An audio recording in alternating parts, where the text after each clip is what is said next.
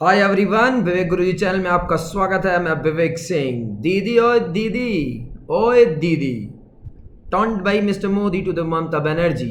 आपको पता होगा अच्छे तरीके से, ये बहुत ज़्यादा ट्रोल था। 5 मिनट रुकिए, बस 5 मिनट, इससे ज़्यादा टाइम नहीं लूँगा, ठीक है। तो इलेक्शन रिजल्ट आपके सामने। More than 200 seats are secured by what, TMC, Trinamool Congress ने 200 से ज़्यादा सीटों को सिक्योर किया है। नो डाउट, बंगाल तो ममता बनर्जी ने क्लियर कर लिया, नंदीग्राम को भले से नहीं क्लियर किया, लेकिन बहुत अच्छा हुआ। अब यहाँ पे आपको समझना है, बहुत इंपॉर्टेंट चीज़ समझनी है। ये हैं साहब जिनका नाम है प्राइम मिनिस्टर नरेंद्र दामोदर दास मोदी, ठीक है ना। और इसी बंगाल को जीतने के लिए, जैसे सिराजुद्दौला था ना, सिराजुद्दौला था, फोर्ट विलियम को कब्जा करने के लिए उसने बहुत लोगों को मार दिया। तो रोजर ड्रैगर ने क्या किया कि रोजर ड्रैगर ने ये न्यूज़ जो है वहाँ तक पहुँचाई, मद्रास तक। और जब मद्रास तक पहुँचाई तो इंग्लिश एम्पायर का जो फाउंडेशन रखने वाला बंदा है रॉबर्ट लाइव, कहाँ पहुँचता है, समझ में आया कि नहीं। अब बंगाल पहुँचता और बंगाल की पूरी राजनीति को 2 मिनट में क्या कर देता है, सही कर देता है। मीर जाफ़र जो उसका जैकॉल है, अगर आपने मॉडर्न हिस्ट्री पढ़ी होगी तो बैटल ऑफ प्लासी के बारे में तो जाना ही होगा। तो ये आपके देश के सिराजुद्दौला हैं, ठीक है ना। बहुत लोगों को मार दिया है, लेकिन बंगाल इनको चाहिए था, किसी भी हालत में चाहिए था, लेकिन इनको बंगाल मिला नहीं। सिराजुद्दौला की तरह ये भी नवाब हैं इस देश के, लेकिन इनको बंगाल मिला नहीं, उसको भी फोर्ट विलियम नहीं मिला। तो शायद वही सेम कहानी यहाँ पर भी है, थोड़ा सा पढ़िएगा। और ये रहे बेसिकली क्या बोलते हैं व्हाट, सबसे इम्पोर्टेंट आदमी इस देश के, होम मिनिस्टर, जिनका काम देश में नक्सलाइट या इन सब चीज़ों को नहीं देखना है। इनका जो मेन काम है बंगाल जीतना है। ये तो बड़े दावे के साथ कह रहे थे कि हम 200 से ज़्यादा सीट पाएंगे। होम मिनिस्टर हैं इस देश के हमारे, ठीक है। अब आते हैं हम लोग, बात करते हैं कि प्राइम मिनिस्टर नरेंद्र मोदी ने 20 रैलियां की। छोड़ो, इतना तो कॉन्फ्रेंस उन्होंने कोरोना पे नहीं किया होगा जितना उन्होंने रैली की थी, कहाँ पर, बंगाल में। अमित शाह ने तो अपने गुरु को भी क्रॉस कर दिया, उन्होंने 50 रैलियां की, इसके बाद भी बंगाल सिक्योर नहीं हुआ।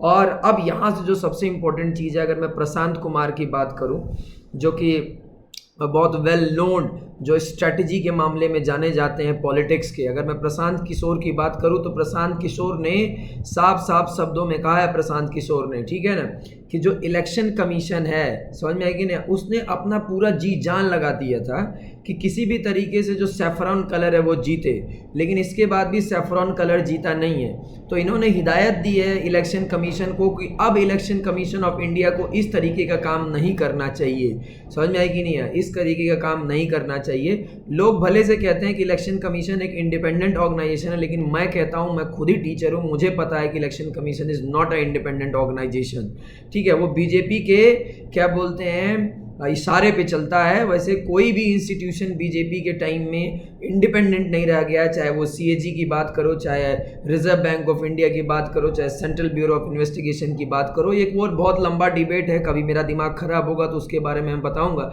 कोई इंडिपेंडेंट ऑर्गेनाइजेशन नहीं है। तो प्रशांत किशोर का यही कहना है कि भाई इलेक्शन कमीशन जो है अब धर्म के आधार पे और सैफरॉन को जिताने के लिए इतना काम ना करे। हाँ, लेकिन ये बड़ा बढ़िया हुआ कि अब क्या इंडिया जो है, इंडिया में एक ऑपोजिशन आया। सिंपल सी बात है, क्या हम अब भारतीय संविधान को कोऑपरेटिव फेडरलिज्म की तरफ लेके जा सकते हैं? क्योंकि ममता बनर्जी ने जो चैलेंज किया है, तो ये कहीं ना कहीं जो एक सबसे इम्पोर्टेंट चीज़ थी अपने देश में, जो हमारे देश में कोऑपरेटिव फेडरलिज्म का जो इसेंस था वो ख़त्म हो रहा था, जो सहयोगपूर्ण संघवाद का इसेंस था वो ख़त्म हो रहा था। तो वो कहीं ना कहीं आएगा, जो कि कॉम्पिटिटिव फेडरलिज्म में बदल चुका था कि केंद्र राज्य आपस में झगड़ा कर रहे थे। तो अब क्या कोऑपरेटिव फेडरलिज्म की तरफ ममता बनर्जी जाएंगी? क्योंकि बहुत जरूरी है इस देश में कोऑपरेटिव फेडरलिज्म, कि नेशनल और स्टेट साथ में रहें, समझ में आए कि नहीं, कि बहुत जरूरी है। जिस चीज को नरेंद्र मोदी ने बहुत ज्यादा हद तक किसमें कन्वर्ट किया है, कॉम्पिटिटिव फेडरलिज्म में। तो अब यहां से कोऑपरेटिव फेडरलिज्म की तरफ हम जा सकते हैं अगर ममता बनर्जी एक स्ट्रॉन्ग ऑपोजिशन की तरह आती है तो। क्योंकि अगर आपको पता होगा अच्छे तरीके से कि कबीर दास ने एक बात कही थी, निंदक नीरे राखिए आंगन कुटी छवाए, बिन पानी साबुन बिना निर्मल करे सुभाए। तो बहुत जरूरी है कि एक स्ट्रॉन्ग अपोजिशन होना चाहिए, और इस समय बहुत जरूरी है। मुझे ये लगता है कि ममता बनर्जी को एक नेशनल पॉलिटिक्स में आना चाहिए, और जितनी भी अपोजिशन पार्टी है उनको साथ में लेके आना चाहिए। क्योंकि किसी जाहिल गवार ने ये कहा था कि power is not bad but power corrupts a man and absolute power corrupt absolutely a man. कि शक्ति भ्रष्ट नहीं होती है, लेकिन असीमित शक्ति व्यक्ति को असीमित मात्रा में भ्रष्ट करती है। सत्ता पर बने रहने की लालच व्यक्ति को भ्रष्ट बनाती है, सत्ता कभी भ्रष्ट नहीं होती है। ऐसा बात रिचर्ड निक्सन ने कहा था, अमेरिका के प्रेसिडेंट ने।